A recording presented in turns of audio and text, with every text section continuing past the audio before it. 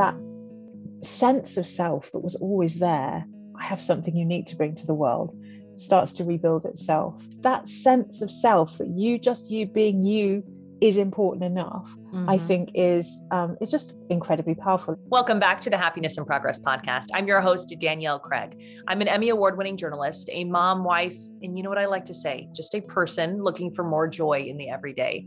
This podcast is brought to you by the Mail Tribune. You can find more information and more podcasts at mailtribune.com. Today, you are going to hear from Angie Browne. She is a luminary and has been leading luminary coaching to organizations, schools, and educators for more than 20 years.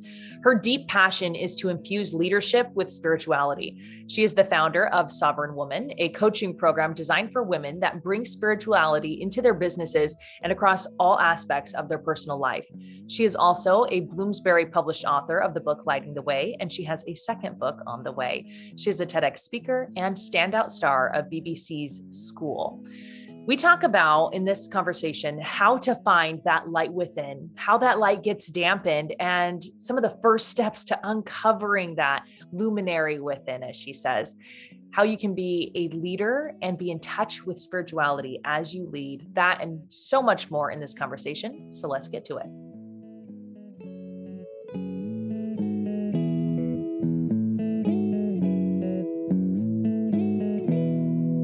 Angie, thank you so much for coming on the podcast today. Thank you so much for having me. It's lovely to be here. I want to talk about what it is to be a luminary. You're a luminary. What does that mean about your life? And what do you want others to know about that? So luminary is one of my favorite words. And I think it's because I am really attracted to light. So when I use the word luminary, I actually started using it in relation to the work I was doing in coaching and in consulting. And what I really pictured was a luminary, literally a lighthouse. So in the archaic sense of the word, to shine light out. And whenever I thought about it, I kind of increasingly got into this, the idea of this metaphor of the lighthouse and of coaching work and of the kind of work I was doing in diversity, equity, inclusion as being a light giver that also signals safe harbor for people. But within that, you're also reflecting the fact that we can create organizations that are safe harbor, and that we can, in our coaching and in our leadership, be people who are providing safe harbor for other people. So I really use the term luminary with this picture of a lighthouse in mind, although of course it then wove itself into other things that I do and that I believe, which is that all people can shine light out there in the world in some way. And I like to talk about everyday, but by no means ordinary luminaries, people who are just shining their light constantly, being great leaders, showing up, letting people be the human beings that they are in their presence. And for me, that's really luminary. And it becomes even more luminary in the times that we're in now, where really good leadership and really kind of ethical and thoughtful and considerate leadership of people is at a premium. Yes, I love that. So that's so powerful when you tell someone you have a luminary within, let's get in touch with that, because that's not only finding their own light, but shining it as a leader. That's really empowering. How do people respond to that? It's really interesting because I think most people look at the word luminary and they immediately think, I'm not a luminary. You can't be wanting to work with me because I'm not a luminary, because we think that a luminary in the sense that is normally applied to other human beings is somebody that has these incredible ideas and that puts those ideas out into the world and that really guides people through thought leadership. And one of the things that I have been, my background is in working with women and in coaching women, has been to try and persuade those women that I'm working with that everybody, just by virtue of being born, has something that is a unique light that they will shine either out in the world or on a subject. It doesn't really matter what it is. It could be the way that they parent. It could be the way that they look after their own parents. It could be the way that they work in an institution. It could be the way that they lead a business.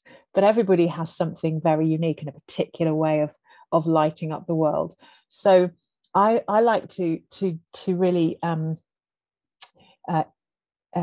democratize, I guess, this idea of luminaries, because actually I think we all are, many of us are, and as you say, it's the the willingness to shine your light out there is the luminary.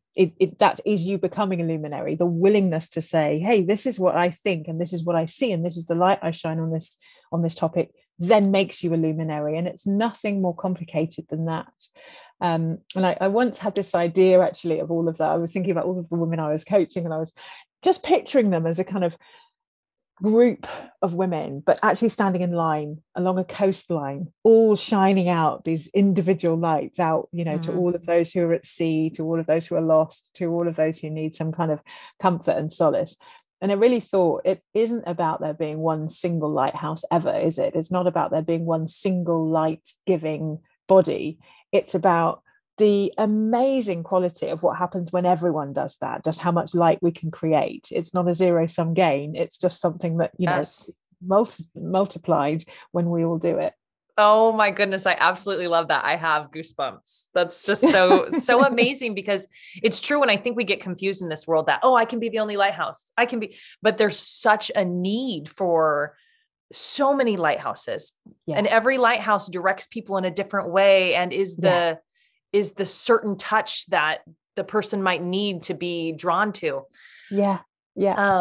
When you talked about people saying, I can't be a luminary, I can't imagine, I've got nothing. What is the difference you see in women when you're working with them and they come to you, I can't be a luminary, to, oh my gosh, I have this light, I have this knowledge, I have this thing that I can share with others. What's the difference you see in them? That's just such a good question. I think for many women, it's probably, or many people, but I work with women, it's probably reconnecting to something that they always knew about themselves anyway, because I think often people come into the world with a sense of a perspective that might be unique. I don't think many children think, I can't possibly be anything. I don't really have anything to offer. I think most children think, I've got a way of doing things, or a way of being, and I think I'm going to be this person in the world. So for many women, it's actually about reconnecting them to the person they already have been, but have probably suppressed because they've been in spaces where it has become apparent that actually what you need to do is to fit in with a particular version of being, and not bring your unique qualities to organizations, institutions, even the views that we have about parenting. Many of us kind of move towards the status quo edition of how we parent. And what's interesting is when I start talking to people about being luminary, I come at it from a lot of different perspectives. So first of all, my inquiry is, let's shine a light inside. What's going on inside? Like, let's search out, literally use a searchlight to look at all of the different areas of your life. And which are the areas that you really feel haven't yet been fully manifested? They could be, I don't yet live in a house that I want to. They could be, I've always really wanted to write this book. They could be, actually, I really want to become a leader. They could be, I want to set up a business. I want a side hustle. I want to have kids. I want to move to another country, or any of those things. Yeah. And when you touch on those things that haven't yet become manifest, that haven't yet shone out, haven't become things out there in the world, what's really interesting is that people start saying things like, but I always wanted to write that book. I mean, this is the idea I've had since I was 6, or this is something I thought about when I was 12, or when I was 14, I actually wanted to be an actress, or when I was 16, I was somebody who wanted to set up a nightclub. And suddenly all of these visions of how they saw their lives unfolding start to emerge as still pressing concerns now that have been suppressed, that haven't had the light shone on them. And so actually, when you then move that towards, so what would it look like to take that first step towards setting up that nightclub, or moving abroad, or having a child, or they kind of get into a whole stream of ideas that have been just buried beneath the consciousness. Well, actually I have been writing over time. Okay, so it's not that you haven't written a book, it's just that you haven't published a book, because you're telling me that every time you go on holiday, you are writing bits of that book. You have been writing chapters of that book. Yeah, but it's not very good. That's all a different story. What happens when you say this is, you're a luminary, you have something to bring to the world. People need to hear this. People need to see you in that role. People need to go to that nightclub that you want to open. Is that sense of self that was always there, I have something unique to bring to the world, starts to rebuild itself. And even the belief that another person can have in you, that you have something that is so so fascinating, so interesting, could be so helpful to the next woman who wants to write a book and is just not sure whether she's got it in her, or for the next woman who wants to write a nightclub, or the next woman who wants to give up her job and move abroad.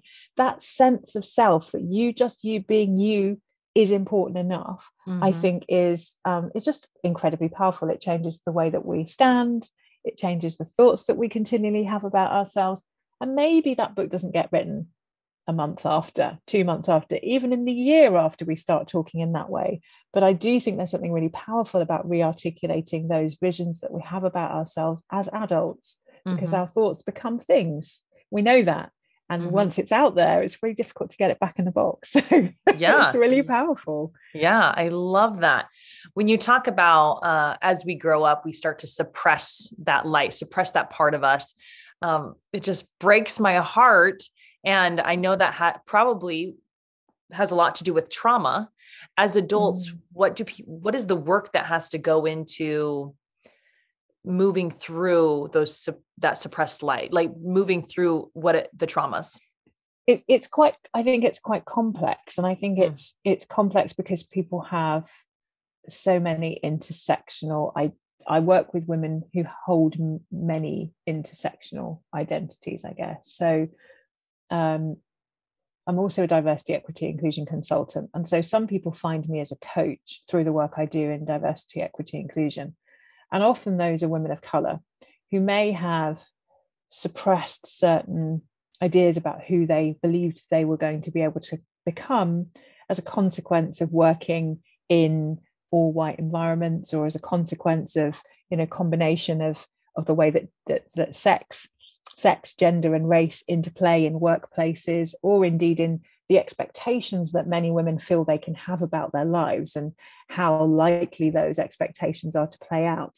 So there's a complexity around identity that I think creates some of that trauma, and really creates this deep sense that it isn't okay to just have a sense of self and manifest the things that you believe that you deserve.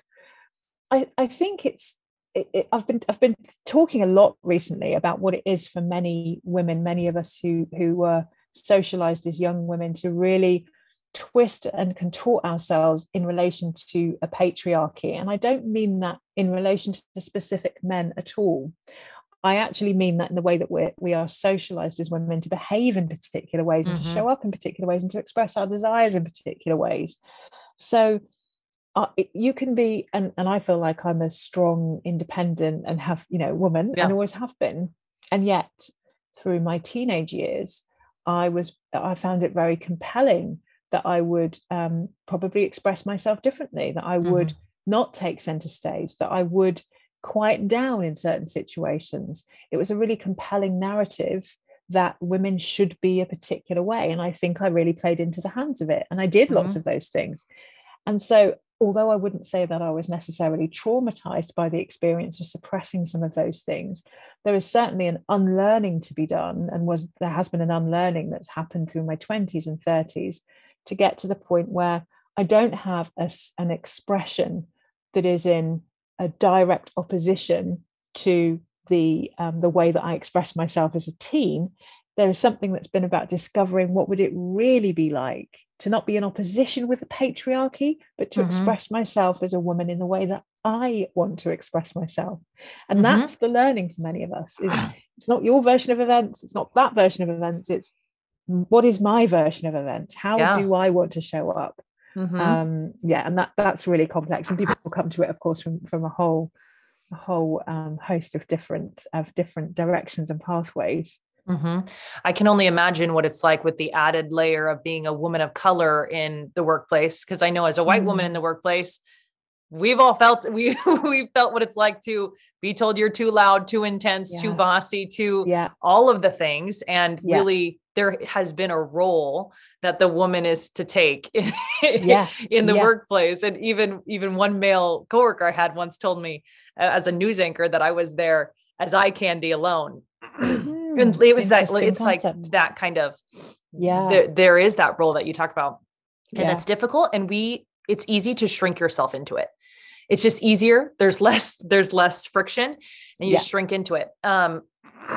Working through that, what are some of the first steps to work through that? Because I'm sure people listening identified with some part of that story. Depending on where people are in the journey, I try to work with meet people where they are. So it's complex. Again, I know I keep saying it's complex, right? I guess because it's not one fits all.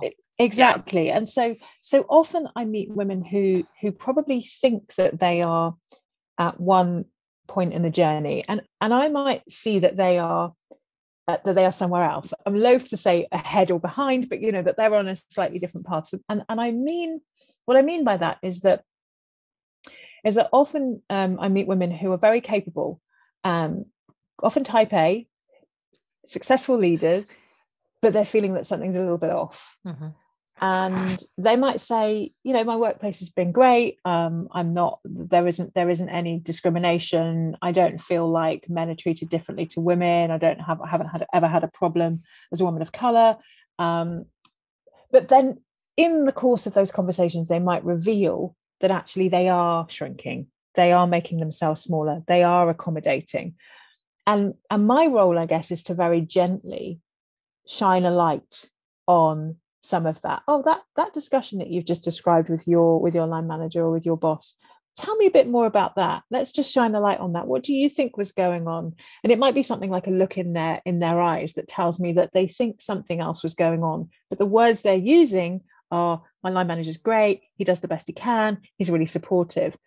And if I say something like, tell me about that look in your eyes, there was a look that just flashed across your eyes, they might start saying something like, well, I can't put my finger on it, but I sometimes feel that I'm treated differently. Or I sometimes feel like I don't want to say too much because I don't want to be viewed as the angry Black woman in the room. And so then we can get into, so tell me what it would be like if you were viewed as the angry Black woman in the room.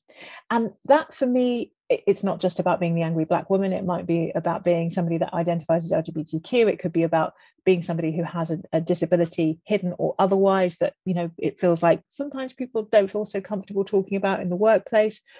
That is the doorway in to really shining a light on what's going on the wisdom that we all have about what's really going on. And for many of us, because we're type A, because we're really driven, because we wanted to be successful, actually not being successful hasn't been an option. It hasn't been something we've allowed our brains the energy to go to. So our focus has been on normalizing all of the things that happen and minimizing all of the things that happen often, because to admit that really what's going on is that you have been discriminated against as a consequence of this, that, or the other, probably means to slow down the pace, probably means to end up in challenging conversations, possibly means to disadvantage yourself in terms of the progress you could make. And so what I tend to do in terms of first steps, sorry, this is a very long answer to your question, is actually to just get people to metabolize and to gain some kind of central nervous system calm around it being the case that probably some of those microaggressions, discriminations, incidents have happened, and that's okay. That doesn't need to mean that you're not type A anymore and that you're not going to be successful. And once we can start to look at that, we can start to tap into the wisdom that we have inside. We can start to see maybe there's a bit of a pattern, and maybe that pattern means that it hasn't really ever been about me. It's been about the structure. It's been about the organization. And once we start to do that, we can depersonalize it a bit. We can say, okay, so if I wasn't in that structure, if I wasn't operating in that system, if I wasn't the news anchor in this particular organization, maybe I would be showing up differently in the world. Maybe I would be having different results. So I think for me, it's about slowly moving the central nervous system towards what might have been at play. Because, as I say, I work with people who were probably quite resistant to the idea that anything other than them has been in the driving seat. Yeah. And I think especially as a type A personality, they could take on the responsibility. And I love the idea of realizing this is not a me problem. This is the society problem. This is the company problem, or whatever it is, that takes off the responsibility that A-type personalities so often just take on. Let's take a quick break so I can tell you how I invest in Bitcoin. Swan Bitcoin makes it so easy. I've set up a recurring schedule for a small amount of money to come out of my bank account every single week to purchase a little bit of Bitcoin. I like to think about it as if I'm going to Target and I'm going to blow a few dollars anyway, might as well put it in something like Bitcoin. If you'd like $10 free of Bitcoin, go to the link in show notes and click on the Swan Bitcoin link, and it will take you there to sign up.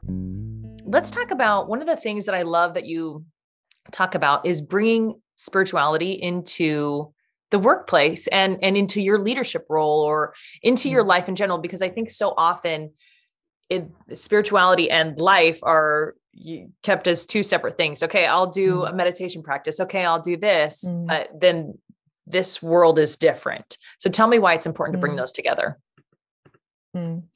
I think just going back to this point about the inner wisdom that we have, for me, that is spirituality, is that there's always been a voice that has said, this is what's going on, or this is what you need to do next. And I think as women, we have a lot of it, just have a lot of wisdom. We have a lot of inner wisdom. And I think as humans, many of us could do a lot more to tap into the kind of greater wisdom that is out there, whether you believe in God, whether you believe in the universe, whether you believe there's just some kind of organization at hand. And again, type A personalities, and I'm guilty of this, can have a tendency to want to control all events in the universe. Why can't we? I don't understand why I can't make this whole universe shift to my will. And so sometimes it's quite reassuring to realize that not everything is within your control, and to hand over that responsibility back to the universe that possibly was, placing you within it rather than the other way around, and see yourself as part of something that's greater, a greater organization. And I think the higher you, or maybe not necessarily the higher, the further you go with your work, with what it is you're doing in work or in your own business, the greater the need to hand over to a higher wisdom, to a greater organization. And whether that comes through the belief that actually just getting the thoughts out of your head into a journal will remove some of the clutter to enable you to get on with the to-do list. It could be that. Whether it means that you actually journal, and you manifest and trying to manifest a better future, or a different future, or a different reality. That could be one version of events. Whether it means that you pray, whether it means that you walk and connect with the greater world out there. I think it's just a really good way of trying to, again, equalize the responsibility that we take for things. And we can get very caught up in the world of business. I have anyway, business and leadership, and thinking that forward momentum and progress is in my hands, versus I have the opportunity to do something here and it's happening through me. It's not happening because it's in my head. It's happening because I was meant to be on the planet doing this thing right now, and it has to be allowed to come through me. And if I'm going to block it up with, no, I've got to come to the answer to all of these things through my brain power alone, I'm probably not going to find the solutions or deliver the work in the world in the way that the universe, or this universal order, or this grand scheme of things wanted it to be delivered. So for me, it's about opening up to the possibilities of channeling a greater wisdom, rather than closing down the possibilities and limiting them to my human mind, which is good at lots of things, but probably not as great as, the big view. Well, the human mind is limited. And if we keep it only in what our human mind can think of, then I think we are limiting ourselves for sure. Yeah. What do you see? What's the difference in a leader who is able to bring this spirituality into their leadership and this grand power, let's say the universe power, into their leadership, versus someone who's not? Yeah, I think there's I love this question, because it's sort of the eternal it's the eternal question. I guess I see a greater need for humility in leadership when we hand it over to something bigger than ourselves. And narratives around leadership have really tried to persuade us of the opposite, that we should know the answer to everything, that the buck stops with us, and if we don't know the answer, then we look like weak leaders, that You see people actually making things up on the spot, Mm-hmm. rather than just risk saying, I don't know the answer to that. It's ludicrous. So I think for those of us that feel like we've been schooled in, socialized to believe that leadership is about knowing, that we can only get that leadership role if we know, then it's harder sometimes to step into the humility and the trust that it's okay not to know, and that your knowing is irrelevant to the situation being worked out. I don't need to be a leader who knows the answer to anything. All I need to know is that in not knowing, something is coming through, and that a solution is ahead of me that will resolve itself. And I think that is so scary for people. I mean, I used to lead in schools. I was a head teacher for a long period of time in different settings. And I remember being in my first headship really thinking, I'm going to look like such a fool if I don't know the answers to these things. People are relying on me. People expect me to know the answers to things. And the uptightness and the fear of failure was monumental. And when I stepped into leading differently and being somebody that was fallible, in fact, I remember speaking to the staff when I decided that this was going to be my new way of being, because I couldn't sleep at night. Mm-hmm. I remember saying, I don't know the answers to everything. I'm not here because I know the answers to everything. For me, leadership is about somebody who puts their hand up and says, I think we can go in that direction. I will lead you there, and I think it's the right direction. It isn't somebody that says, I know that that's the right direction. I know that's the destination. We're just doing the best we can. And I remember saying this to a group of staff, and I'm really happy to lead you, and I hope we're going in the right direction, and I think we are, and I've got your back. and they were really relieved to hear from somebody who was just a human being who was doing the best that they could. And it really changed things for me, because I thought of the expectation that I have around their expectations of me when I pretend that I do have the answers, versus the expectation I have of our relating when I know that their expectations of me are that I will sometimes know and that sometimes I won't. And I started to do that with young people, and I started to do that with their parents. And soon I found a great level of comfort in being somebody that often knows, as a consequence of not knowing, when things are going to be just fine, and often does know the answer, and sometimes completely doesn't know the answer. It opened up the possibility of moving at pace. It opened up the possibility of taking a greater number of people with me.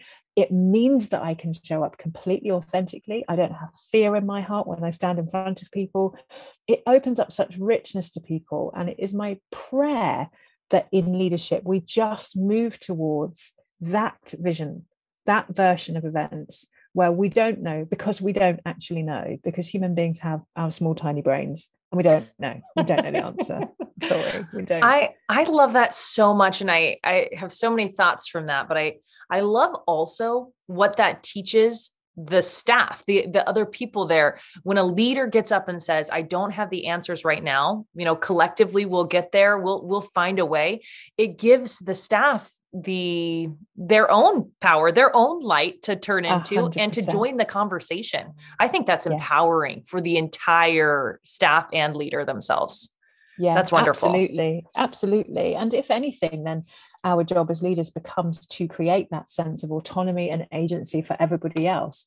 We've complained more than anything, I think, over the last sort of 20 years of my leadership. I've heard this complaint across all sectors, that people are spoon-fed, that nobody really wants to lead, that everybody's looking to solutions from the leader, that nobody has any solutions for themselves. We're not helping it if, as leaders, we take on the responsibility of doing the spoon feeding. So part of this, again, is how do we democratize it? I'm not saying I want you to make all of the decisions, or that decisions are about having everybody in this democracy chipping in. Not at all. I am just saying that in relation to all things, I will not know all of the answers. Mm-hmm. And letting go of that control as a type A personality is so important. And to do it in a conversation, I love that you did that as well. I have loved talking to you today. The last question that I like to ask is, what is your number one tip for finding more joy in the good, the bad, and the in-between of life? That's a great question. So for me, non-resistance is the key. And I find, which is easier said than done, I find, isn't it? Everyone's like, oh, just don't resist, just go with the flow. Yeah, let's tell some type A personalities. Okay, just go with it. Yeah, just go with it. Don't resist it. I think for me that I find that then practically in walking. I walk every day, and sometimes depending on whether it's the good, the bad, or the indifferent moment of my life, I will walk even more. And walking for me is a way of getting myself into the meditative state needed to be present, and in presence to then not resist what is, because it is. Mm-hmm. It is happening. Mm-hmm. And I think I've tried probably every type of therapy, meditation practice going, and really it's so simple. Walk. Put your feet on the earth, look at the sky, and it will resolve itself. Yes, I 100% agree.